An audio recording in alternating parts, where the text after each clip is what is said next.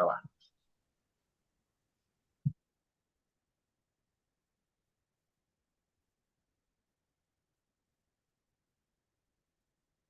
Good morning, afternoon, evening, everyone, depending on the time zone you're in. On behalf of the International Relations Committee of the Brazilian Bar Association, Federal District Section, I extend a warm welcome to all of you joining us in this very important webinar, Dialogues for Peace, Israel and Gaza, Combating Political Extremism.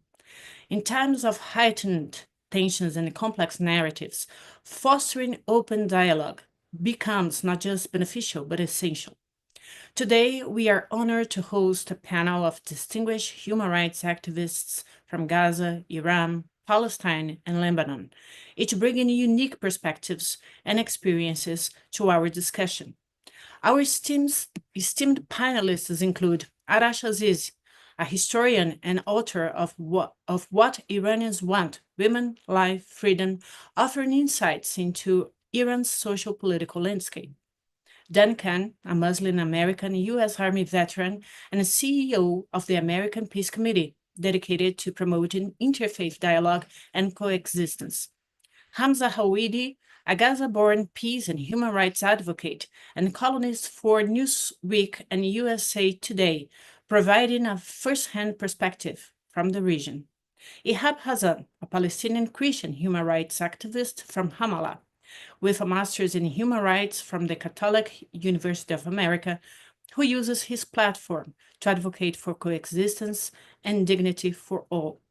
Moderating today's discussion, we have Professor Matheus Alexandre, a sociologist and doctoral candidate, and myself, Clarita Maia, chair of the International Relations Committee of the Brazilian Bar Association Distrito Federal Section. We encourage you to engage actively. Feel free to use the chat box for comments and questions.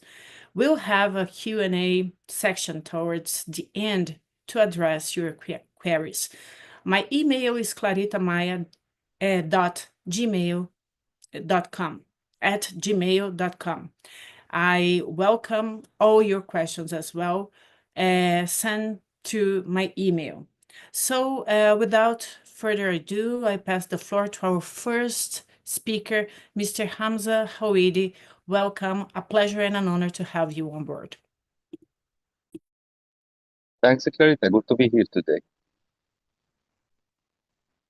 Mr. Hamza, could you address your impressions about the current situation of the Middle East, Gaza and Israel conflict, and your perspective of Gaza in firsthand, being a Gaza-born activist? Yes, actually, with the current situation, it's honestly hard to be here and to participate in panels while we are seeing this chaos happening in the Middle East, especially between Hamas and Israel right now. I mean, a few weeks ago, we saw terrible scenes coming from Gaza for children flying in the air because of the bombardment, medics being killed, and now we are entering more than 2 months of Israel's total blockade on the humanitarian aid trucks, meaning the people are already suffering from, not only from the bombs, but also from the lack of the necessary things to survive on, not to mention the current situation with Hamas's oppression and suppression of the people of Gaza. Who survive the starvation were killed in the recent protests that emerged from Gaza. So the least word that this situation can be described is only as catastrophic, actually.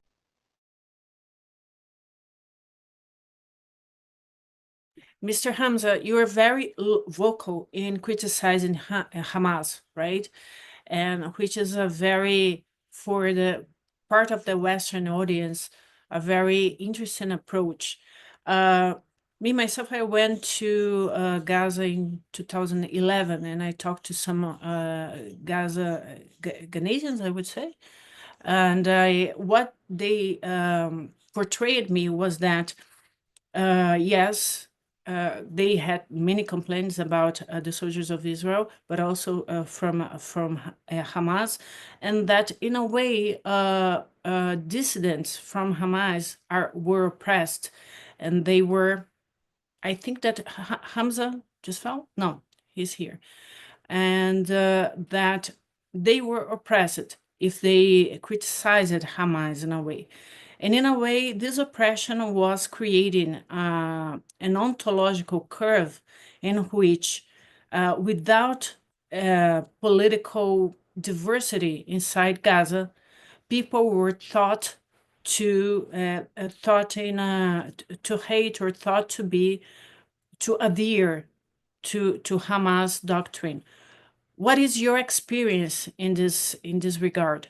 The political landscape of Gaza is more diverse than what is broadcasted in the media. What are the strong voices in Gaza that we should pay attention to? Sorry, can you say the question again, Carrie? I'm sorry, I didn't hear Can you you. repeat the question, please? I'm Can you sorry. repeat the question, please? Okay, right. You were very vocal in your media, social medias, in criticizing Hamas, which is a very, for many of the audience, trying to understand the Middle Eastern entanglement, for many of them, something very new, right? In a way, you denounce oppression of Hamas. And me, myself, when I was in Gaza in 2011, 2012, I don't remember right the year, I talked to some local citizens, and they were critical to both sides, Israel and Hamas. But what they told me was that the level of oppression Hamas was exercising in their citizens was creating a situation in which the political landscape or the political diversity of Gaza was threatened and becoming a one voice landscape, the voice of Hamas principle. So a generation was being born and raised, taught or under the doctrine of Hamas, which threatens critical thinking and everything. I would like to know which are the political voices of Gaza that the Westerns do not know about, we should pay attention to. If there is still political diversity, what we, good faith audience, wanting to promote peace, what we should do to promote these voices. Yes, actually, you are true. I mean, today I was just writing an article titled "We Don't Hate Hamas Enough," and I think I'm true because for us, the Palestinians in Gaza, I mean, the first days that we knew Hamas or saw it with us was in 2006, 2007. And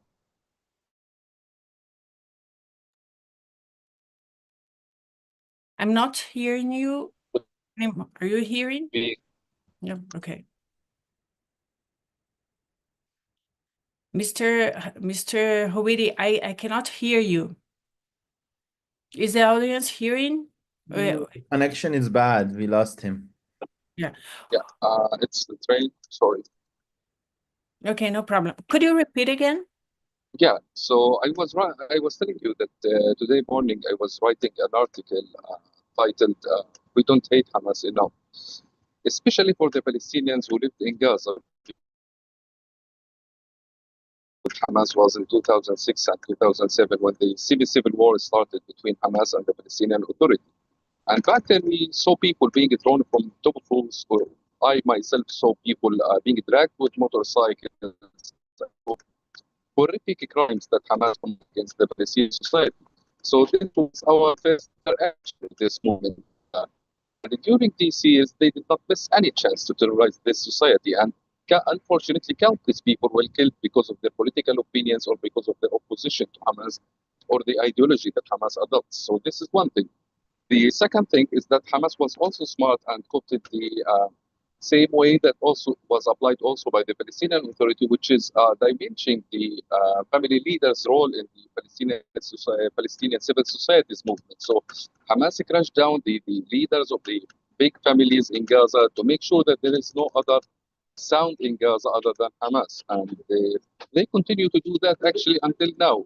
Just 2 days ago, they killed one clan leader in Gaza. I forgot his name, but it still continues until today because Hamas wants to make sure that, as they said and as they published in their propaganda during the release of the Israeli hostages, that they are the day after there will be no day after without Hamas, and they are making things on the ground to make sure that this is happening. And we shouldn't forget also that Hamas ruled Gaza for over than 18 years, and this period more than Germans lived with Nazi Germany. So this period was enough to radicalize an entire society, an entire generation, to make him somehow believe in the ideology of jihadism. So Hamas succeeded in doing that. Still, there is interesting voices coming from Gaza, still critical thinkers, people who can be pragmatic and think of other solutions. But I think the most needed thing for those people is security, the landscape for security, because we cannot expect those people to start speaking when others who just post a post on Facebook got killed by Hamas. So we have to make sure that there is a security thing applied for those people, and also to give them the resources, because unfortunately, because of the polarized war that happened after this war started, there is no one interested in hearing a moderate voice, whether it was a Palestinian or an Israeli. They are not.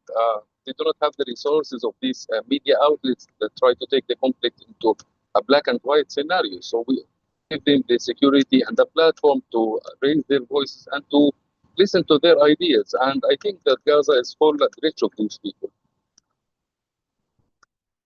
And there are some contrasting news about how strong now is still Hamas after this long war. What do you think? Hamas is still strong or not strong enough to deal or to be in the leadership of Gaza, the day one of peace, this peace that we long hope it happen as soon as possible? I think Hamas's capabilities, especially after the release of the Israeli hostages, the recent one, it showed, at least for me, that they are weak right now. It's not the Hamas that we knew for 18 years, especially with what we are seeing right now in Gaza. There is literally no fighting happening in Gaza. It's just some people hiding in schools or hospitals or whatever, and then they might attack a soldier or not. But I think that Hamas's capabilities, the military one, hugely destroyed, and we shouldn't be deceived by the parades that Hamas committed, because as far as we were told from Gaza, that some people were paid actually to participate in these parades just to give the powerful image of Hamas. Not to mention that even those who were recruited during the war are still weak. Those people were not trained. Those people don't know how to hold a gun. So we shouldn't exaggerate Hamas's capabilities. Just yesterday, Hamas tried to kidnap a guy from northern Gaza, from Beit Lahia, and because the people stood with this guy, because they knew that he didn't do anything, they stopped Hamas and they actually confiscated the weapon of the Hamas guy that was trying to kidnap him. So right now we are seeing a physical opposition from the people of Gaza against Hamas, and we are talking about people without guns facing a militia full of guns. So I think Hamas is weak right now, and I think this also opens the gate for a new alternative to finish the job, because we are not expecting military capabilities to eliminate the last member of Hamas. There must be a Palestinian party or an Arab force the job and allow a new Palestinian fiction to rebuild what was destroyed by Hamas's act. Could you spot in the current scenario political positive leaderships that would substitute Hamas and its leaders in the future scenario?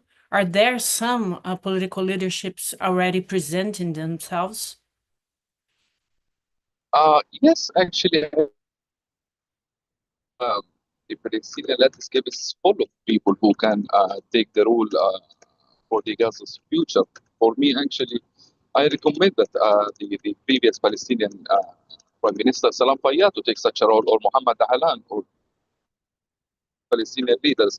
And I don't like this idea of making every leader of Palestine sounds as disqualified or not good for the job, because every leader has his weaknesses, has his drawbacks, and we wouldn't find the Mama Teresa, the Palestinian Mama Teresa. So yes, there are anything is better than what Hamas was. Right, and the opposition that we are seeing on the media, this opposition is real. Then, it's not inflated by the media. So the Gazan people are manifesting opposition to Hamas. We must trust on that. Yes, I completely agree. Actually, not only some random people started to oppose Hamas, but actually some families, because Hamas killed some people from those families. So the official position for the big families in Gaza is turning right now against Hamas. So it's not just random opposition, it's becoming it's growing bigger and bigger, but alone it's not enough. It should be supported by a Palestinian force or another force to finish the job. And considering everything that you have said before, military actions by the Israeli government in Gaza would lack military necessity, since Hamas is weakened, since the population is against Hamas, so it would be an end of hostilities. The target was achieved. I think that the Israeli military action should have stopped for a few months, many before, too long before. It should have stopped many months ago. We cannot expect these airstrikes to eliminate the last member of Hamas, because on the one hand, yes, we don't want to eliminate Hamas, but on the other hand, we also understand how Hamas embodies itself within civilians, in the hospitals, on schools. And right now we are talking about most of Gaza's hospitals were destroyed. So even if a Hamas guy went and hid in the last hospital in Gaza, that's not a moral or a reasonable action to say, okay, let's bomb the hospital. So that's why I'm emphasizing that there must be an Arab force to enter Gaza and to finish the airstrikes, bombs, and Israeli actions. Now we are talking actually about occupation officially. They officially announced a plan for occupation and quote-unquote aid distribution. So I think this would not be good, nor for the Gazans, nor for the Israelis, and the only possible solution is to open the gate for an alternative to Hamas. There was a plan of a kind of plan Marshall for Gaza. It was invented at the beginning of the war, and also a kind of government of transition led by Muslim countries of the region. Like intermediators or something. Do you think that it's something desirable or feasible or a good idea? Those both, the plan Marshall, I have no doubt, but this transitional government composed by the actors of the region. I wouldn't say desirable or not, but I would say it's necessary. Actually, it's necessary for the future of Gaza. Like I'm talking, if the war is stopped, because still the Palestinian Authority is a corrupt authority, and actually it can be described as a legendary corruption. So we cannot expect the Palestinian Authority to take the role alone. And many Arab countries can participate in rebuilding Gaza, not only with the construction, but also with the generation that is coming. For example, you presented the Marshall Plan with Arab states. For example, we have the Emirates, who presented an excellent example in de-radicalizing its society. We can look at Emirates right now and Emirates 10 years before. It wasn't the same. So this experience can be brought to Gaza to de-radicalize the society. Other experience from Egypt with fighting the Muslim Brotherhood and getting rid of it inside Egypt without airstrikes, without bombing. So we can also learn from this experience. So I think the assistance of these Arab states is necessary for whoever is going to rule Gaza. What we, the Western, are failing in understanding Middle East, Gaza, and Hamas, Israeli war. What is being misinterpreted? What is being romanticized? What is being used as an instrument to in our political fights? When it comes to the Palestinian-Israeli conflict, actually, there is many misconceptions, actually, but the main thing that is not helping any party, actually, is the polarization of this conflict, portraying it as a black and white, or the Palestinians as terrorists and the Israelis as peaceniks, or vice versa. And all of that is wrong, actually. Every side of this conflict has its drawbacks, everyone has its advantages, and it shouldn't be understood in this way. And regarding the romanticization, I think the difficult part of it, or the real part of it, we are seeing it by the Western society, or sometimes even for the Arab society, of taking some figures from this conflict and romanticizing it. For example, romanticizing figures like Yahya Sinwar, for example, who is a terrorist, actually.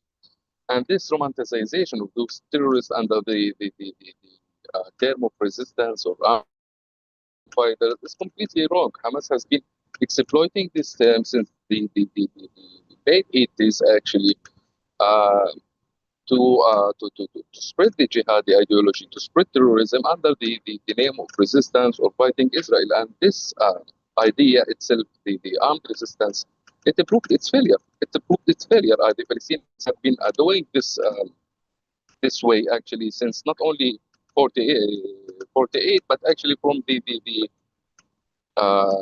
at least from 1930s. So it proved its failure. It proved that every time the Palestinians use it, they actually lose something, whether that was on ground diplomacy or the civilian talk, which is horrific and more important than everything. Sorry. Perfect. I guess that Mateus Alexandre has also a question for you. Mateus, please. Yes, good morning, Hamza. It's an honor to have you here with us. I was thinking you were born in Gaza, you experienced Hamas oppression firsthand and suffered directly from the consequences of the conflict, of the military actions of Israel. At what point in your journey did you realize it was necessary to seek an alternative path? And in your view, what can people who really care about the future of Palestinians, of Israelis, should do to promote coexistence and peace?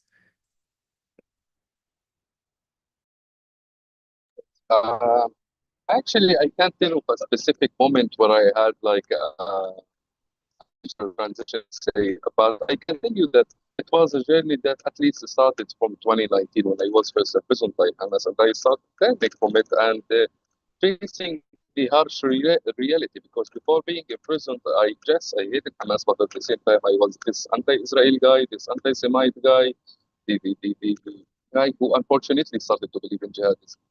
But in 2019, I started learning from my experience from being imprisoned and seeing how Hamas treats Palestinians, not to mention the Israelis.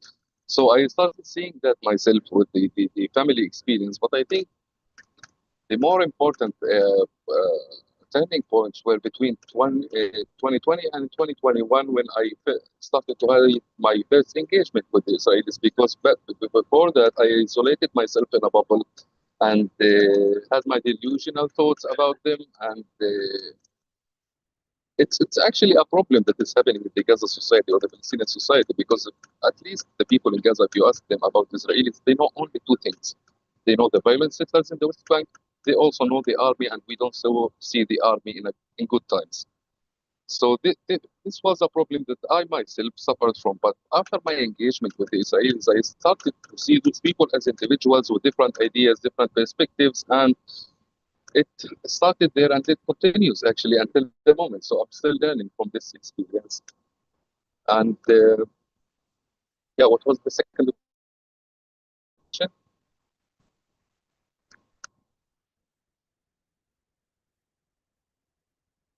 Can hear You Mateus. are muted. Oh, I'm sorry. The other question was, in your view, what people who truly care about the future of Palestinians, about the future of Israelis, should do to promote coexistence and peace perspective in their own countries? I mean, as I said before, is to stop polarizing and to take the team think about this conflict, because taking the side of okay, it's fine to be pro-Israel or pro-Palestine, but not to deny the other rights, the other party's right to exist. These maximalist demands of some Muslims saying from the river to the sea, or it's all Palestine or whatever, a part of that, it's immoral to say such a thing with what it means, but it's not actually applicable. It's not reasonable. Those maximalist stupid demands of having 7 million or 10 million Jews taking bags and just leaving, or vice versa for the Palestinians, it would never happen. These maximalist demands would never achieve anything for the two parties. And the only thing, or the most important thing that can help the two parties is to accept the idea that this land is enough for the two sides. It's enough for the Palestinians, it's enough for the Israelis. The idea is how to make it happen right now. And I'm sorry. And the idea of making it sound as if it was impossible to get the Palestinians and the Israelis together, I actually am against such an idea, because for me, I have many examples for such a thing. I have examples in the society. It's we have many Arabs who were Palestinians, and they are living, they are coexisting, and have a good relation with the Israelis. So we have an example from the Palestinians themselves that we are not in it. This is one thing. The other thing is that we also have some examples from the Arabs. You have different examples, actually. You have what I would call the weak peace, or the cold peace, for example, with Jordan, with Egypt.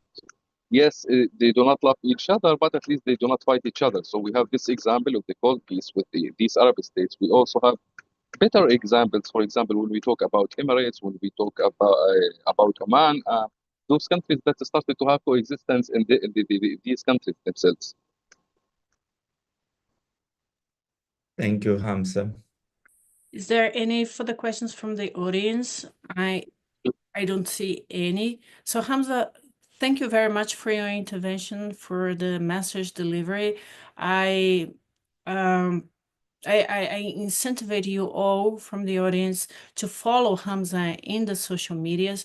I will put in the description of this video all the addresses of Instagram accounts. I don't know if you have Facebook or something of a kind. Facebook is so old, right? No, it's not your generation, it's mine. Okay. So Instagram and other medias, follow the contents of Hamza, are very interesting, and it's a first-hand account of what a Gaza-born activist, a person dedicated to the political analysis of what's going on, provided. So I thank you so much, Hamza. Please, if you can keep on with us. I pass the floor to Dan. Can I introduce you all in the very beginning of this this webinar, in the opening remarks? Please, Dan, the floor is yours. Hi, Clarita and Matthias. Thank you so much for having me. I want to start first and foremost by thanking God. He's the reason that I have everything that I have, and that I'm able to speak to amazing people like you guys. And along with that, thank you to you and your team for setting all this up. My name is Dan Khan. I'm the CEO and founder of the American Peace Committee. I'm a U.S. Army veteran and a Muslim American. This conflict has been very eye-opening for me. Before this, I wasn't much of an activist. I did some stuff in the activism field. I started by initially fighting Islamophobia. I thought Islamophobia was the be-all, end-all I was raised to believe that Islamophobia would be the end of the world, that everybody that is Islamophobic for absolutely no reason, and that they're completely wrong. And after I started my activism, I really saw things from a different perspective. I saw that people who are Islamophobic for very good reasons. They see Muslims portrayed in social media, mainstream media, newspapers, everything. They're seeing Muslims portrayed as terrorists, and they are doing terroristic acts. There are extremist Muslims who are very loud, very vocal, extremely violent. So when people see that, they equate all Muslims with that, and that's where the Islamophobia stems from. But after a little bit of work of fighting that, I saw that the real issue, the really big main issue, wasn't Islamophobia. Islamophobia was, blown out of proportion, so to say. The real issue was anti-Semitism. I saw that anti-Semitism was rampant, much, much, much worse than Islamophobia. And while Islamophobia is real and it is a really horrible issue, I wanted to fight something that takes a lot of effort and is really meaningful and affects tons of more people. So I took on fighting anti-Semitism. And I used my voice as a Muslim. And my one sentence to put it together is, I believe Jews.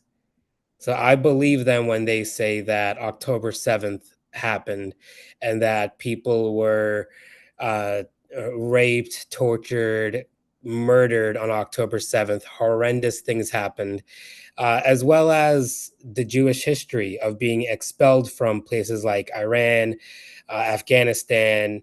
I'm friends with tons of Jews that were expelled from Syria, and they're still being expelled to this day.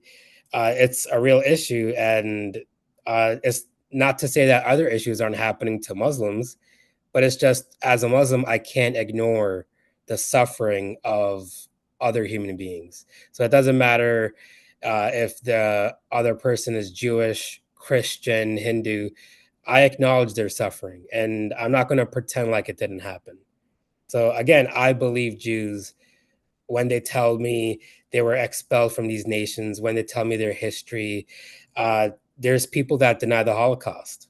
And the Holocaust is one of the most well-documented genocides in history. It's horrific. And we have not only evidence from the Allies, we have tons and tons and tons of evidence, well-documented videos, pictures, and paper documents from the Nazis themselves about exterminating Jews.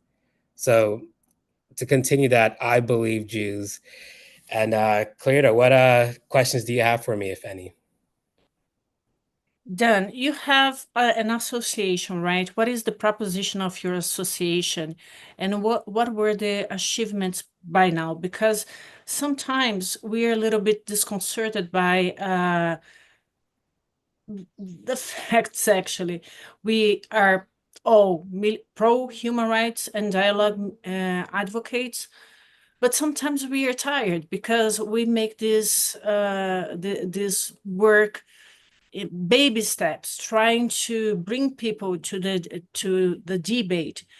Sometimes we have very good surprises, as we are having this morning, and sometimes it seems that nothing that we do is enough to bring rationality to the public debate, to bring reasonableness to the public debate. So this approach, bottom up to build peace, is what we can do. We are not political actors to the sense that we are not in the head of the states. We are not, we do not have agency in the states of the Middle East involved in all this tragedy, nor even in the West, etc. We do what we can. we are humble advocates. So what have you seen some achievements, some in your life, in your day-to-day life, in your experience, some people that became fanatic, but somehow they were brought back to reason, to empathy. Have you experienced that? I have an experience in this regard. Absolutely. Yeah, I've experienced this, and I experience it very frequently. The thing is, with the power of social media, it is easy like that to turn people into fanatics. We're human beings, we're creatures of emotion, and these billionaires and people in power, politicians, they use our emotions against us. It's the same thing with extremists like Hamas or the Taliban or ISIS. Those extremists are using their constituents' emotions as a tool. It's like here in the United States, where Republicans and conservatives use fear to sway voters. They say, "Oh, the immigrants are going to kill everybody. The immigrants are going to take advantage of all the women. The immigrants are going to do this." It's fear mongering, and it's playing on our emotions. And the Democrats here in the United States are guilty of it as well. Because of our emotions, it is really easy for, I would say, almost anybody to become an extremist. It's horrific, but it is possible. And because of everything we see on social media, we're seeing stuff that's fabricated, but a lot of stuff that is true as well of the suffering in Gaza. There's a lot of military action taken against Hamas, but that has affected innocent civilians in Gaza by the thousands. And it's horrific to see. And when we put those images on display, it sways people to become more vocal and extreme. And I was at an event where I was a speaker at a college here in New York. And unbeknownst to me, there was a protest against myself and my fellow speaker at the college. So the protesters were in the classroom with us, and they were in the auditorium, and they would interrupt us. They would stop us from talking. They would not let us get a point across. They would call us names. They also had wanted posters with our faces and descriptions, and they were handing them out all over the campus. So what I didn't get angry. I didn't get upset. What I did was, after the person was done interrupting me, after they made their point, I said verbatim, I said, "You are heard. I hear you. Your point is very reasonable. It is valid. Thank you." I thanked them. I thanked them for interrupting me. And I did that to show empathy, because there's a lot of suffering in Gaza, and the civilians there need more respect. So I let the protesters know, like, "Hey, I understand where you're coming from." And in a way, I am on the side of Palestinians, where I want them to succeed, but I refuse to support extremism, and I refuse to not believe Jews. I will continue to believe Jews. So after that protest event, we wrapped things up. We said goodbye. It was an amazing event, even with the protesters disturbing us. I received messages from a handful of the protesters thanking me in return. They were saying, "We didn't expect you to listen to us. We didn't expect you to hear us out. We don't like you. You're a Zionist, but you're a good one." And I'm like, "Okay, thanks." Like, I've seen people come back from extremism. They went from wearing the kafiyas and covering their faces in the classroom to sending me messages on Instagram, thanking me for listening to their point. And that's where empathy goes a long way. And if we use empathy and listen to people, we'll see that we can bring them back from their extremist views. I had experience as well, and Mateus with us, he was the target of the same kind of protesters in a college in Ceará, North Brazil. He can share with us his experience and how hard it is to manage the situation, an angry audience. I congratulate you. You had such a insightful vision of the situation. Hope if it happens to me one day, I will have your cold blood and your strategic mindset. It's important. I think that people share, extremists share the vision that we do not understand them when we do. So yeah, Mateus, would you want to share your your experience of the same kind in University of Ceará, and also deliver your question to Mr. Khan? Hello, Ken, and it's an honor to hear you today. And I congratulate you for your work. And I have some questions for you about what we're talking here. As a Muslim and peace activist, what is your message to those who driven by fear or hatred, see all Muslims as enemies or threats? And how do you believe Muslim communities can help to challenge these perceptions and foster a genuine commitment to peace and dialogue with other communities? Yeah, thank you for the question, Matthias.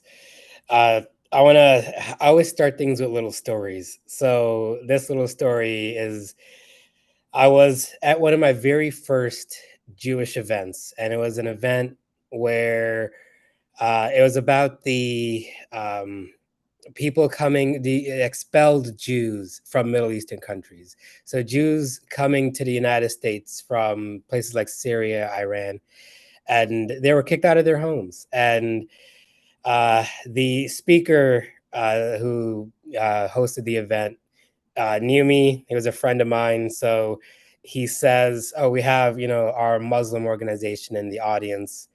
And I'm like there right in the front row next to some women. And like he says, "Thank you to our Muslim friends for showing up." And the women next to me, they say, "You can't trust a Muslim." Now, I'm in a room full of Middle Eastern Jews, so they look like me. They're brown, they have beards, dark hair. So I blend in. So the women don't know that I'm Muslim, but they say you can't trust a Muslim, and I overhear them. Now, in my mind, you could do a few things. The cancel culture is really big. So, you could take out your cell phone and start recording them and call them out and be like, "Oh, you're horrible, you're, racist, you're xenophobic, you're Islamophobic." But why would I do that? I don't want to do that. I don't believe in cancel culture. So, what I did instead was I empathized with them. I thought, why would somebody say, "Don't believe Jews"? Why would somebody say that? Or not, "Don't believe Jews"? Why would someone say, "Don't trust Muslims"? You should believe Jews. Sorry if I was misspoke. Why would somebody say, "You can't trust a Muslim"? Now, what would make somebody say you can't trust a Muslim? I'm at an event all about Jews being betrayed by Muslims. And this event is all about the neighbors of Jews who are Muslims, kicking them out, but also, portraying them as evil for centuries. So the Jews there at this event have been betrayed by Muslims before. They know that their ancestors, their parents, their grandparents were ostracized. They were, led through the streets of their communities in the Middle East, embarrassed, paraded around, horrific anti-Semitic stuff that, won't pass today, but is still actually happening in the Middle East. Horrific things that happened. That's why someone would say you can't trust a Muslim. I empathize with her. I put myself in her shoes, imagining my grandparents and parents telling me stories of their Muslim friends and neighbors betraying them. So I think empathy goes a long way. So again, put ourselves in their shoes. If we listen to them, we can show them that, hey, we understand where you're coming from. Your points are still valid, but there's a better way to do things. And, canceling people isn't right. And believing people and their experiences is what it's all about. Thank you, Dan. Then in my first year being the chair of this committee, it was 2016, if I'm not mistaken, I promoted an event of Islamic law, Sharia law, along with the Federation of the Associations of Muslim States in Brazil. It was a terrific event, very well succeeded, and I think that we could deliver the message of, empathy, understanding other cultures and everything. But then I received, the word hater didn't exist yet. But I was the target of raiders saying that I was terrorist. By the mere fact that I was granting the floor, the opportunity of different countries to explain their juridical systems in the Brazilian Bar Association. Islamophobia is a problem everywhere. It's a problem also in Brazil. They do not understand, and the messages they are massacred with are exactly those ones of extremists, terrorists, and everything. It's complicated for people to understand that those are minorities, though they are vocal, though they are very, very violent, and that do oppress other Muslims that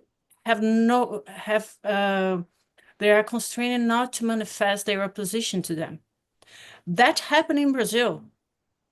I heard many friends of mine, Muslim friends, that couldn't be more vocal against the October 7 massacre because they were admonished in their mosques, and they were afraid to be the target, and their families, the target of violence.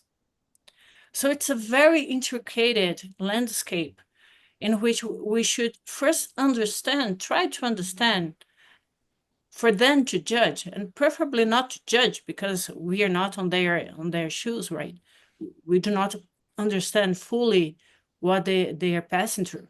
So, but at the same time, this here and there silence of part of the Muslim community against those extremists go against them.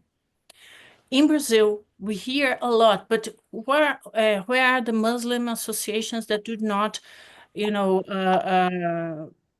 condemn extremist acts and everything? Do you think that this perception is correct or incorrect? Perhaps it's something biased. There are many Muslim communities and associations that are being vocal against those extremist acts. And if not, there is an internal debate of really being more strong on this position of condemning and marking the Muslim community is primarily, as any other community, peaceful, and those who want to understand the faith, the doctrine in a violent manner. Well, we have that in Christianity, in Judaism, and in every faith possible. What do you think? Is it a correct account of the situation? So here's the thing. I believe that more than one thing can be true at a time. And we live in a very complicated world. So the perception that people have can be true. They can at times when it is entirely what they see, when it is constantly reinforced psychologically, it becomes true. So when they see Muslims portrayed in television or on the news constantly showing Muslims as terrorists, TV shows and movies portraying Muslims as terrorists as well, that perception becomes true. And that to them, while it's not true to us, to them it is true. And I think the reality of it is also complex. While those extremists exist, the majority of Muslims are peaceful. I'm actually coming back from a trip to Pakistan.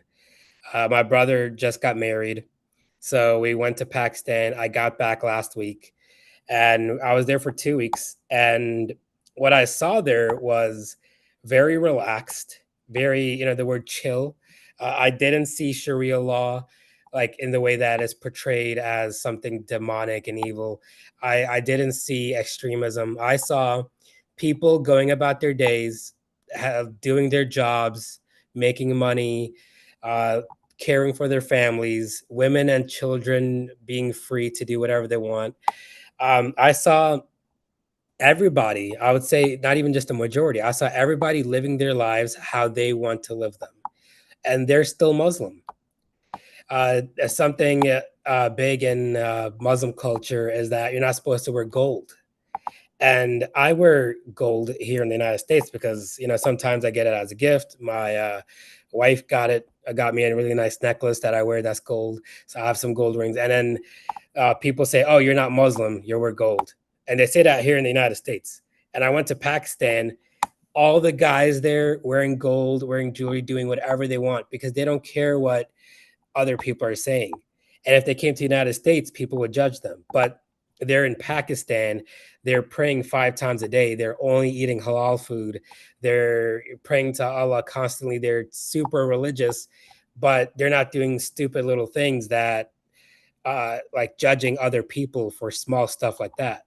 So a lot of Muslims, the majority of Muslims, just want to go about their days, live normal lives. They're peaceful. They're contributing members of society.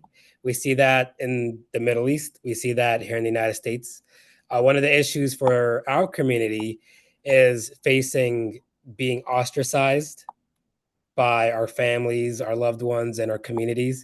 When we speak out for Jews, when we say, hey, October 7th happened and it was horrendous, it was terrible, believe Jews, fight extremism. When we say things like that, the people in our community don't look at that favorably. And that leads to them cutting off ties with us. That leads to people at your mosque shunning you or calling you out, trying to embarrass you. That happens as well.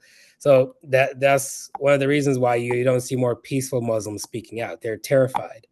If you saw some of the messages I get on social media, calling me not Muslim, I pray 5 times a day. I only eat halal. I, only worship Allah. So people on social media are constantly like, oh, you're not Muslim, you're Christian, or you're Hindu, you're probably from India. No, I'm Pakistani, full-blooded Muslim American.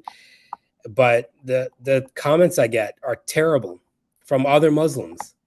So the issue is you have the extremist Muslims and then you have the peaceful Muslims being oppressed by those extremists. Same in Brazil. And unfortunately, that leads to a scenario in which the silence creates a kind of the affirmation of their bias, right? This is the most disastrous thing. We have here, unfortunately, Brazil used not to be like that. Our landscape were more of civilizational coexistence, religious coexistence. It doesn't mean that I'm saying that Brazil is a paradise or a racial paradise. Not at all. We have structural prejudices, unfortunately. But in a way, as compared to Europe or even United States, I guess, I dare to say that Brazil was reasonably peaceful, right? With many things to advance. But that from, I don't know, 6 years from now, I think that the landscape changed and many prejudices, perhaps that were under the surface, came above the surface. And Islamophobia is really a problem here as well. Being galvanized by some religious denominations, most of them Christians, sometimes, which is a pity. But I guess that at the basis of it is ignorance even about these dynamics, right? It's complicated. It's São Paulo, for instance, is the greatest laboratory of civilizational coexistence that we have in Brazil, because we have many foreign communities, right? And they used to get along very well. This Middle East clashes or divides used not to reverberate in the São Paulo landscape, but now they are, which is a barometer of how bad is the situation, I guess, worldwide. Absolutely. And I think, in my opinion, I think a lot of people disagree with me, but in my opinion, I think some of the responsibility also falls on the Muslim community. We have to show people in Brazil, we have to show people in the United States that we love our countries. And that means we love the countries that we're living in. Muslim Americans here in the United States do love America, and there's tons of them who drive pickup trucks and wave American flags and celebrate the 4th of July. They're very patriotic. And I think I can say that with some certainty that's the same case in Brazil. I'm sure many Muslims appreciate everything that Brazil does for them and love the country of Brazil. So I think it's a little bit up to the Muslim communities around the world to show people, hey, we're not extremists, but we're also very pro-peace. We Muslims want to coexist. We want people of different races, ethnicities, religions, ethnic backgrounds. We want to live side by side with them without trying to convert them, without trying to change their opinions. We just want to coexist. And I think as Muslims, during this time where conflict is so high, we should be speaking out more. Yeah. Thank you, Dan, for your intervention. And we hope we'll have you as a collaborator of the Brazilian Bar Association in the upcoming events. And please, I incentivize all the audience to enter in the Instagram of Dan Can and also of his NGO or association. I don't know for certain. We must incentivize this kind of actions and initiatives the most we can. Thank you very much, Dan. Thank you. I now pass the floor to Arash Azizi. Arash, please, the floor is yours. Thank you very much. It's great to be with you and to follow the good work that you do. And Matheus, who have followed online also for a while. It's really great to speak to you guys. I suppose I'm happy to sort of take the conversation in the direction that you want. If there's something for me to say at the beginning, I will say, in the spirit with which, perhaps I can be useful, or the kind of thing that I can raise, is that, our regions, Middle East and Latin America, are obviously quite far from each other, but they're linked with many important historical links. There's, of course, hundreds of thousands, millions, in fact, of citizens in Latin America whose ancestors come from what was called the Greater Syria, or the Arab parts of the Ottoman Empire. They've often moved there centuries before. Some of them have moved decades before. I know that when the Syrian Revolution was ongoing, my friends in the Syrian community raised important solidarity in Brazil, and made durable links.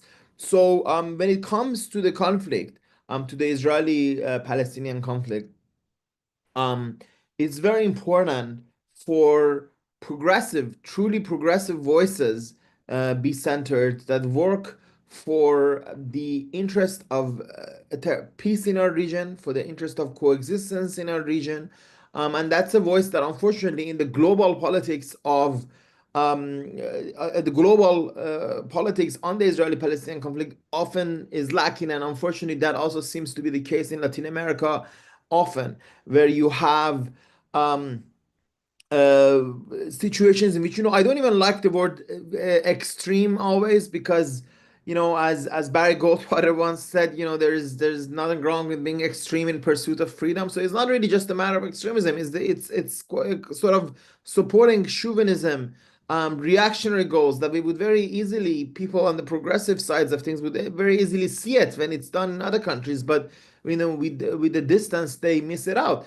I mean, if you had a group with the characteristics of Hamas in Brazil, if you had a group that, let's say, was basing itself on a theocratic Christian vision that supported killing civilians, whose allies was a murderous regime like that of Iran, who ran a one-party state effectively for years over area. And if this was a Christian party, in Brazil, I'm sure many of the people who might carry, carry water for Hamas, they would never support it. So why should they? Why should they support it?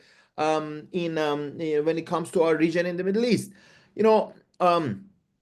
it used to be for Iran. It was very frustrating for us, for those Iranians who opposed the regime, when we wanted to raise solidarity in Latin America. I mean, I remember, and in Europe also. I mean, and in Europe also, not just Latin America, but you would ask people and be like, "Oh, why do you oppose the regime?" And you would say, "I don't know. You tell me. This is a repressive regime, a theocratic regime, one that jails trade unions, jails women's activists, and does all these things.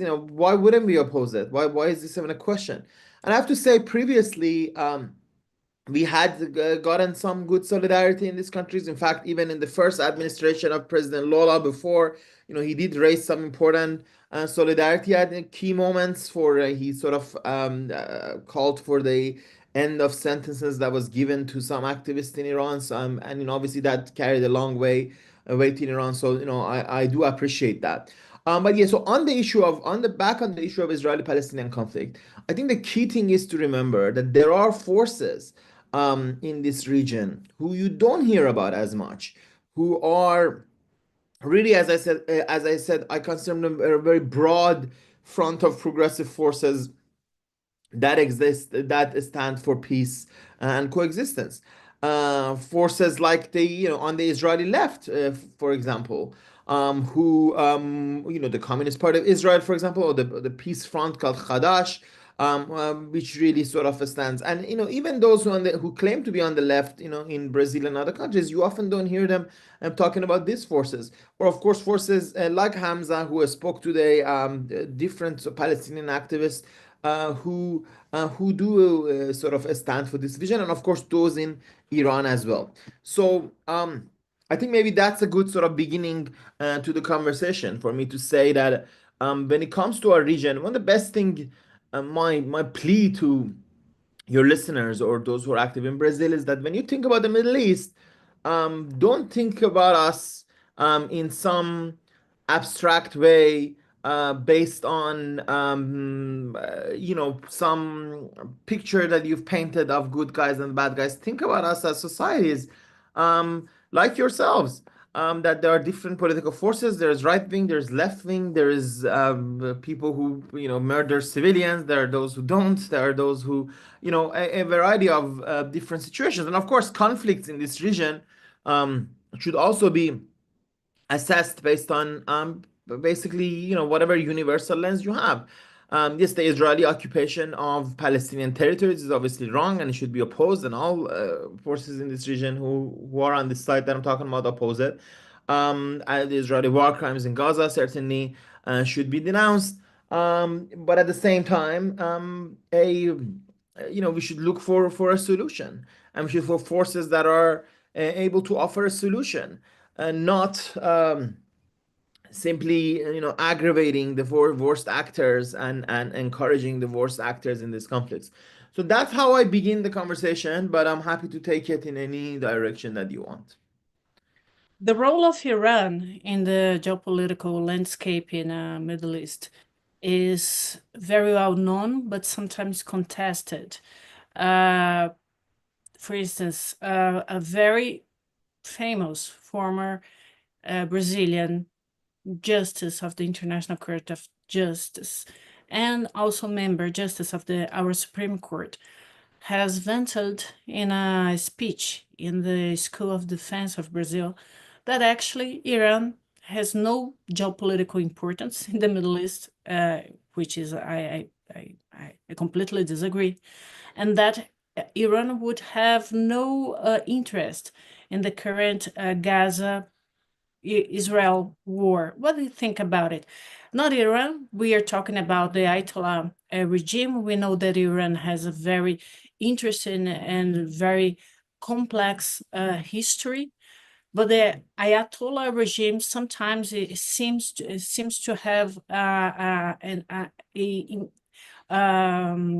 imperial march in the Middle East. What do you think about it? Does it or not? How is this account a little bit misinterpreted by myself? What do you think? So the Iranian regime, we'll call it the Iranian regime. Yes, it's the Ayatollah's regime, but it's also the government that has ruled Iran for close to 50 years, and we can't pretend like it's not. So this regime certainly has been a terrible actor in the region for the past few decades. Now, let me start by saying that there are important contradictions. You noted the contradiction between the regime and the people, and that's very true. Iranians have fought against the regime repeatedly in mass numbers, mass movements in 2009, in 2017, in 2019, in 2022, in 2023. Iranians came out against the regime. They came out against it because it's a repressive dictatorship that limits their rights and has made a misery out of their lives economically. So they're protesting that. But there are also contradictions inside the regime, i.e., there are big, important debates inside the regime as what should be its foreign policy, what should be its regional policy. And because this regional policy has been so much of a failure in the past few years, these debates have only intensified. So, but let's have a very brief overview, though. The Iranian regime came to power in 1979, the Islamic Republic. And from the very early on, it pledged itself to an enmity against Israel. Just when Arab countries around the region were going towards a way of coexistence with Israel. Egypt signed the peace treaty with Israel in 1979, of course. The Arab League, already on the initiative of King Fahd of Saudi Arabia, already in the early 1980s, started basically recognizing Israel, giving offers of sort of recognition to Israel. From the 1980s, ultimately this culminated in the Arab Peace Initiative of 2002 in Beirut, where all Arab countries offered to recognize Israel in exchange with the end of the occupation of Palestinian territories. So just when this was happening, the Islamic Republic that was built out of, it was built in 1979, went the opposite direction. It pledged the destruction of Israel. Now, this wasn't just words. Even though in the 1980s, just when Iran was getting actually arms from Israel secretly to fight Iraq, and this shows the complexities of the Middle East again. Just when Iran was doing that, it also encouraged and armed these different militias in the region. Most importantly, Hezbollah in Lebanon, and others, gradually Iraqi groups, and of course later on Yemeni groups, and it also started funding some of the Palestinian groups that were independently founded, but now would receive arms from Iran. And it encouraged them to run terrorist attacks against Israel. In the 1990s, when the peace process was going on between Israel and the Palestinians, these groups were really the ones who tried to dismay it, who really tried to really ruin this peace process that was going on. So this has been a terrible role. And in fact, something important that we have to remember, for decades now, the only country in the world fighting Israel has been Iran. None of the other Arab countries, right, the states on the state level, none of them either fight Israel or supported these armed groups. Yes, Hamas, for example, occasionally got some help from Qatar or from Turkey, but not arms. It never got arms. It never got sort of significant they got any military support or a financial support geared at getting arms. I mean, they got financial support geared at their kind of activities running Gaza, paying the civil servants and all that. But no other country wanted to fight Israel. And so Iran has been effectively the only one that has been doing that, and it's certainly the only country that doesn't accept the two-state solution. Although it has sometimes gestured that it would be amenable to it, but generally its military and political leaders keep talking against it. Of course, it's also a country that is a leadership that fans anti-Semitism. The supreme leader of Iran, Ayatollah Khamenei, is probably the only world leader today who continues to deny the Holocaust repeatedly. One of his acolytes, his representative in the city of Mashhad in northeastern Iran, just a few weeks ago, again engaged in significant Holocaust denial. He claimed that Holocaust was an ideology that was created by the British after the Second World War in order to give the land to Palestinians and all that.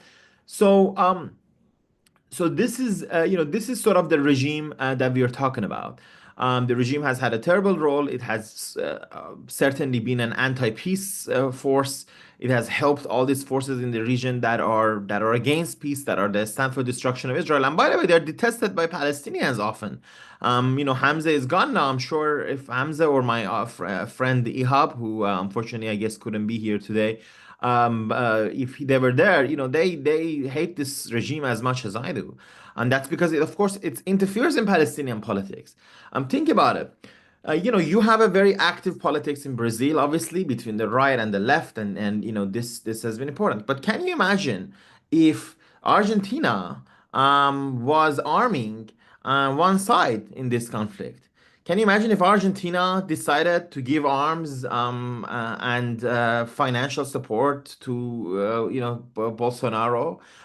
Can you imagine if another country in the region was giving arms and military support to President Lula?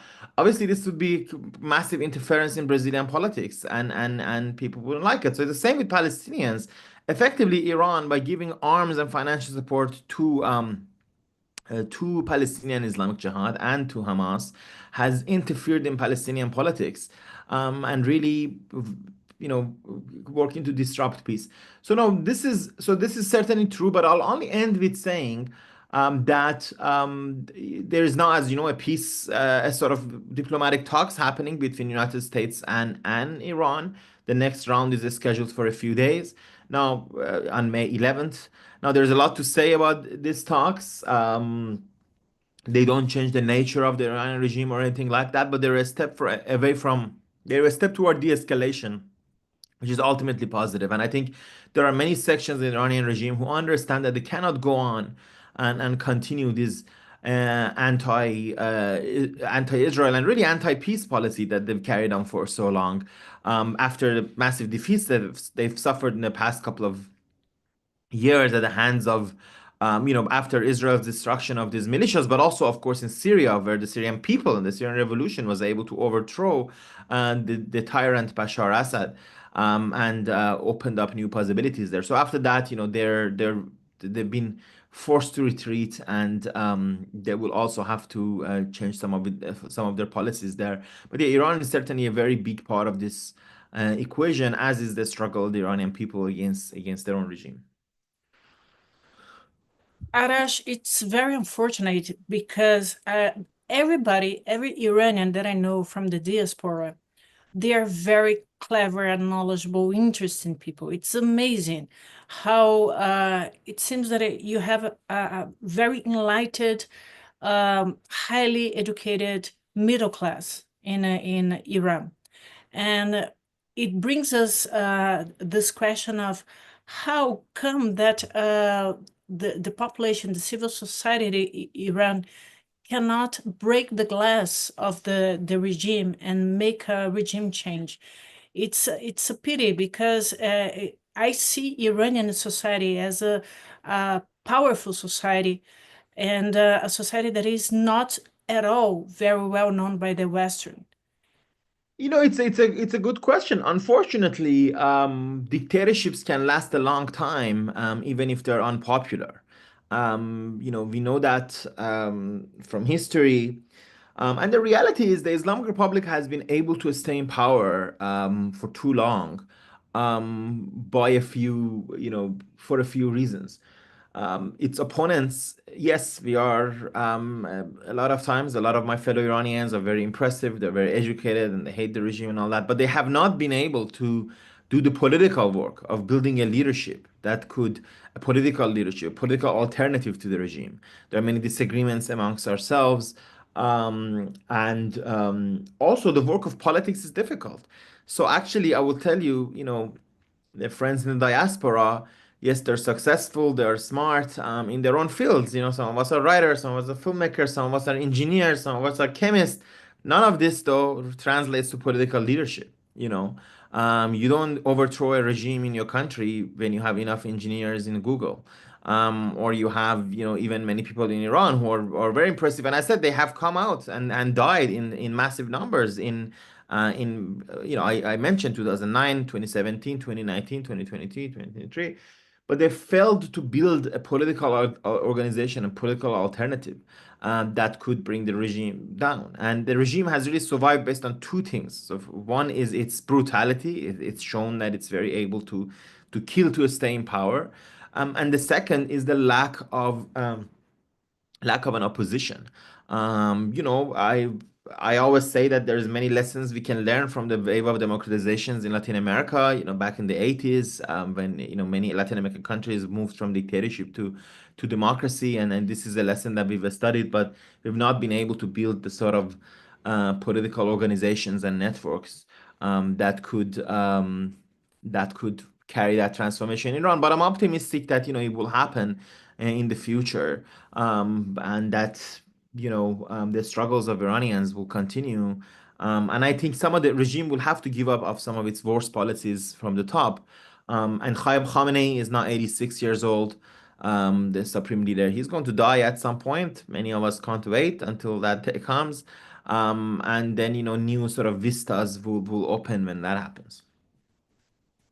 Do you think that there are inside the regime leaders that would be able and willing to make a change in the regime, to make it more amenable or more modern or more responsive to the society demands? Yes, I believe that's possible in everything that you said. And you used a few words, none of which was democratic. So and here's the thing. So I don't think these leaders will democratize Iran, but they will make it more responsive to people's demands. They'll lessen some of the social repression, and they'll adopt more responsible policies regionally. So, they would be less keen to support terrorist groups or to get in constant fights with Israel and the United States. I think that's possible, of course, but that's not all that we want, right? You mentioned my book. I think What Iranians Want, Woman, Life, Freedom. It's about all the social movements, the trade union movement, the environmental movement, the feminist movement, the artists fighting for freedom of expression. We want something much bigger than just a more responsible regime or a little less social repression. And those struggles will continue. There is no doubt there. But yes, I do believe it's possible that nevertheless we'll see a transformation at the top that would, make Iran less isolated, less closed, a little less repressive, less destructive regionally, and all of these things. And also more, this is an interesting point. Since 1979, the Islamic Republic and the Ayatollahs, they've borrowed the country for their cause. They've got an entire country instead of putting Iran on a particular path for its national interests or anything. They've made it into a incubator of this Islamist reaction in the region, and that's terrible. So I think that hopefully can also end, or at least be modified enough, so that Iran can be once more a country that it seeks its national interests. And once we seek our national interests, Iranians can debate over, what should our regional foreign policy be, but it would hopefully not be this destructive, anti-peace path that the country has been put on for decades now. Thank you very much. I pass the floor to Mateus. Mateus, do you have a question for Arash? Hey Arash, it's a great honor to hear you here. I follow you in the social media for a while, and it's really inspiring. Read what you write there, and I think you have a very particular perspective of this conflict, especially the Israeli conflict, Israeli-Palestinian conflict. And since October 7th, you have stood out on social media as a voice challenging the binary narrative that puts one side Zionists and other side uh, defenders of Palestinian cause. How do you view this current rhetoric that demonize Zionism in the West? And in your opinion, it's possible to bring Zionist Jews and pro-Palestinian activists around a shared struggle for justice and coexistence? Thank you. I'm very glad you brought it, Matheus, and thank you. I've also followed your great work on social media, and you know, it's the honor is all mine, and I'm glad to be here in conversation with you. It's an excellent question, right? It goes back to what I was saying at the beginning. One of the things that is makes no sense from any reasonable perspective is this demonization of Zionism. And what happens effectively here, it's the problem with all conversations about Zionism or anti-Zionism is that it's not clear actually what people mean when they speak for or against it, right? What they consider to be Zionism or what they consider to be anti-Zionism actually. And I'm a historian of social ideas. I'm very used to this question of who is what, right? It's the same with other terms like socialism. What does it mean to be a socialist, and what does it mean when you're anti-socialist, right? Whether if you're pro or anti, it differs. So okay, the French Socialist Party, for example, today, is that what you mean by socialism, or some other socialist groups? There are different brands. So one best way we can have is to look at people who call themselves something and ask this question. So, go back to your question. Can Zionist Jews and pro-Palestinian activists be part of the same struggle for justice? First of all, I would say absolutely, because, actually existing Zionist Jews, i.e. people who call themselves Zionist, and they have, and what is Zionism? Let's have a what I call a practical definition, i.e. based on people who call themselves that, right? It's clear when people call themselves Zionist, they mean that they support some sort of a strong identification of Jewish people with the land of Israel. Now, if we had this debate in Ottoman Empire 150 years ago, it would mean very different thing than it is today. Today, there is a state of Israel. There's obviously an already existing state of Israel. And so people who support Zionism are basically people who support their country, Israel, or Jewish people who nevertheless, or non-Jewish people actually, who support the state of Israel in one way or the other. But supporting your country and supporting the state and society of Israel, and I have to say, there's forms of Zionism that are not really about a state either. I mean, there are people who are more like cultural Zionists, and they believe in those sort of in the sort of cultural Jewish connection to the land of Israel. But anyways, regardless of that, even if you support your state and you support your country, that doesn't mean you support everything that it does. In fact, if you look at the World Zionist Congress elections that are ongoing now, I'm sure they're also ongoing in Brazil, right? It's a global event. In the United States, obviously, it's a very active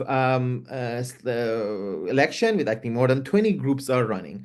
And these groups represent very different forms of Zionism, right? There are left-wing groups, there are liberal groups, there are right-wing groups, I myself I was supportive of a left-wing and also a liberal group that were running in these elections. Some of my friends were running under them.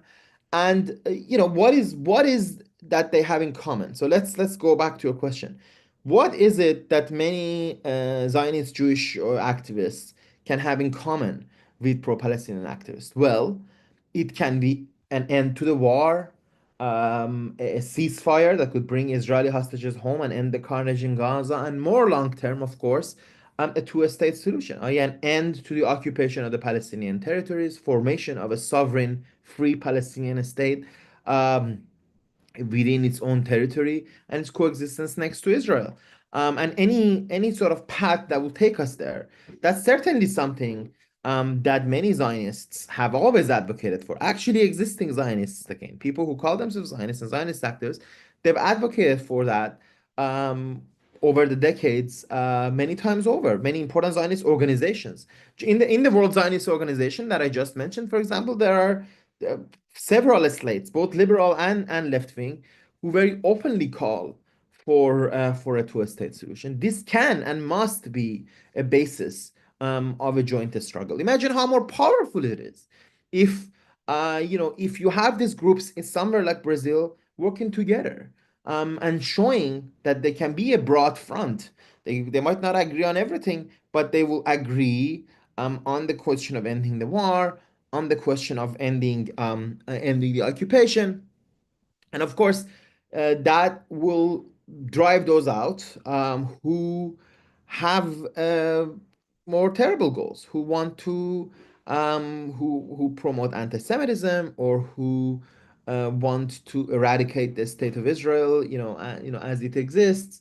Which obviously no state will want that for itself. Citizens of no country would want to willingly dissolve it, and Israel, is going to be no exception.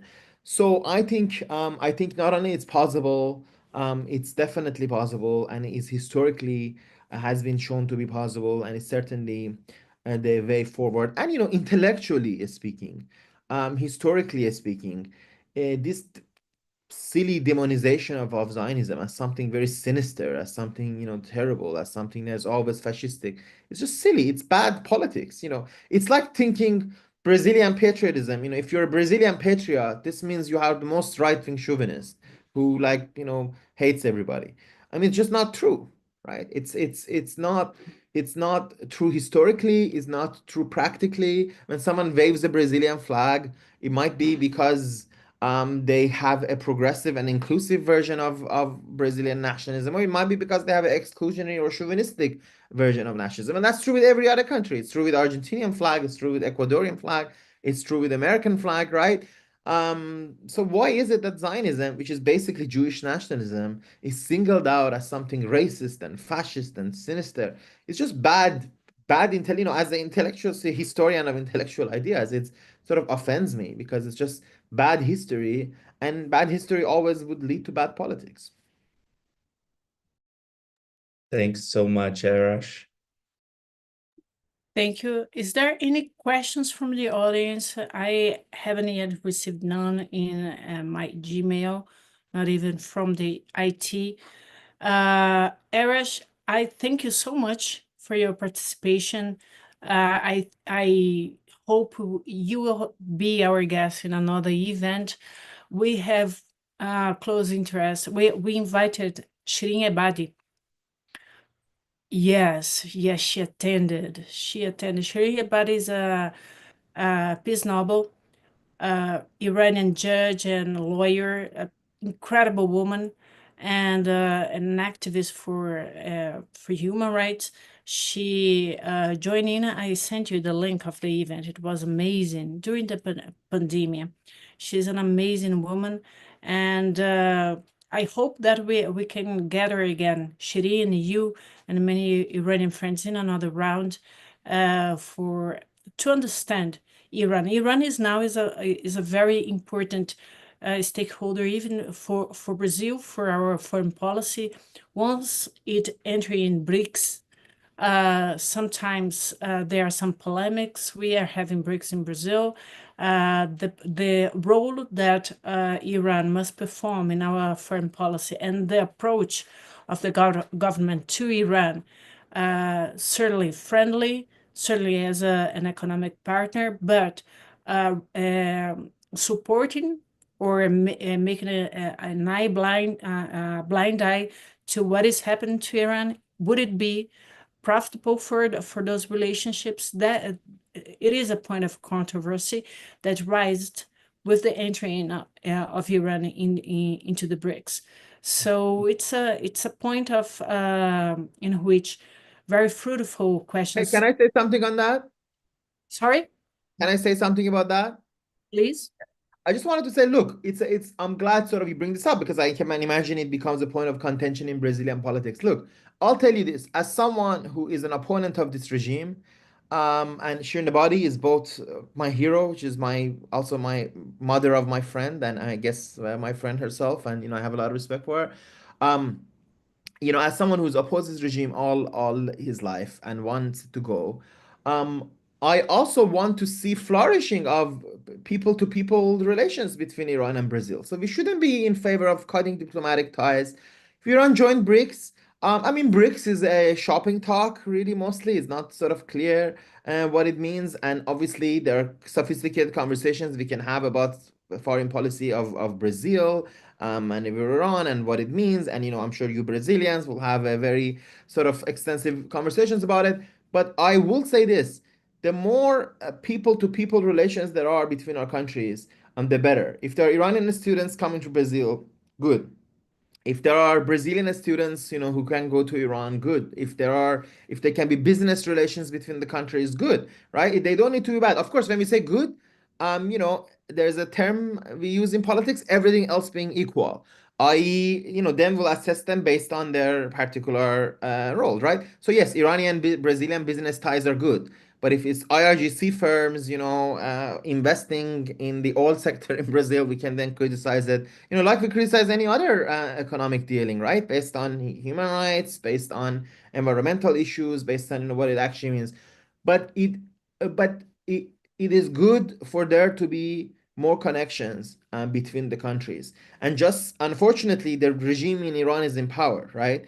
But it's a mistake if we say, because we don't like the regime, anything that is associated or with Iran, if Iranian films, we say don't show it. If it's Iranian travelers coming, we say don't allow them, because unfortunately some are like that. Well, and I know some in the Iranian diaspora are like that, unfortunately. And I understand the sentiment, but I just think it's irrational and it's self-defeating. We should be in favor of, and let me tell you this, I'll give you an example of the first Lola administration, right? So Lola was, he was on the world stage talking about, Iran friendship, and it was jarring for us. We didn't like the fact that he was sort of friendly with our president so much, because this was a terrible president, Ahmadinejad. But it opened up, because of this, Brazilian activists could then ask the government, their own government, say, okay, if you're talking to Iranians, they're executing this woman, please raise that issue as well. You say you have a human rights background, right? Allah had obviously human rights background. He had fought against a dictatorship. He had formed trade unions. Oh, you're a trade unionist?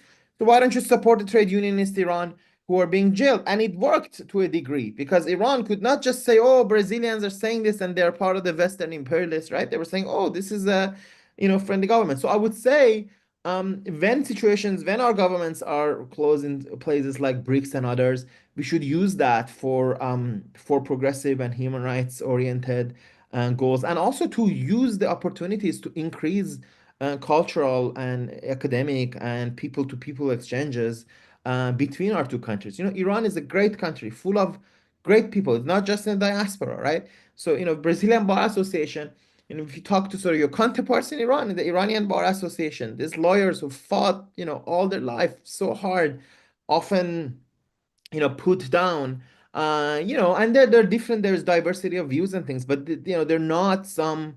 Iran has a very vibrant civil society, is what I'm trying to say, inside Iran, right? This dictatorship has never been able to crush that vibrant civil society. So the more connections that are there, better for Iran, and also better for the purposes of us getting a better understanding of each other. So I'll leave it at that. Our experience in the Brazilian Bar Association was not that successful. We wrote a manifesto right after Shirin Ebadi's participation to the our chancellery, and we got no word from them. They didn't answer our manifesto, and it was a big no, a big silence, a big and very eloquent silence. But I think the way that we, civil society, have to make this alert is insistent. And the event per se was a very strong point, because it was somehow ventilated in our media. And Shirin Ebadi, who has a major visibility in the United States, in Europe, and everywhere, here in Brazil, she became more known for the new generation through our event. I'm very proud of it. That's wonderful. It's great to hear that. Thank you very much for your participation, Arash. I would give the floor for any of you, Dan, or you, Arash, to address the closing words of this event. No, I'll just say, I think I already spoke my closing words, and it was really a great experience to be here. I'm very glad, and I hope we can do it in person one day. And yeah, thank you for hosting us. Thank you very much. I should deliver to the audience the apologies of Ihab Hassan, who, because of circumstances beyond his control, he couldn't attend this event, but he will be invited again to make part of a future panel, okay? Unfortunately, he's not with us, but he is still under our radar. He will deliver some words to our audience as well in the future. Dan, do you want to deliver some closing remarks? Yeah, Arash, it was amazing hearing you talk. A lot of what you said is literally exactly what I think and what is going on in the Middle East. So thank you, Arash, for your amazing words and insight. I'm hoping to hear more from you. Clarita, thank you. And Matthias, thank you for hosting us. Thank you to the Brazilian Bar Association for having us here. I would say just listen to each other. That's all we have to do. All we have to do is find someone that disagrees with you and listen to what they have to say. And, to people, return the favor. If somebody's listening to you, make sure you listen to them in return. That's it. Great lesson. I think essential. Matheus, do you want to deliver some words, closing words to the audience? I'm very glad that moment happened. Yeah, I think it's very important bring Jews, Christians, Palestinians, Iranians, Muslims together and to talk about peace, to talk about our challenge today, the challenge of coexistence. And I think this is a very good moment, and I hope we have another ones. And that's it. Thank you, Clarita, for for this space, and I hope we can see each other again in person. I must thank you all, actually, for dedicating part of your very busy days to this event, to be vocal for dialogue and peace. We all know how much it takes from us, the hatred that we canalize by the fact that we are just trying to bring public debate into reason, into reasonableness, also, and to a way in which civilizations and communities will be able to coexist in a way mutually respect, with mutual respect, and with mutual interaction, and profiting from our different perspectives, which enriches humanity. I thank you very much for that. I hope that we'll have other rounds, and thank you for the audience to be with us. This event will be kept in our YouTube channel for the ones who want to see it, to check it in another moment, to do it with the comfortably from their homes, and with according to their conveniences. Thank you very much. I say a good warm goodbye to you, and see you all again. Bye-bye.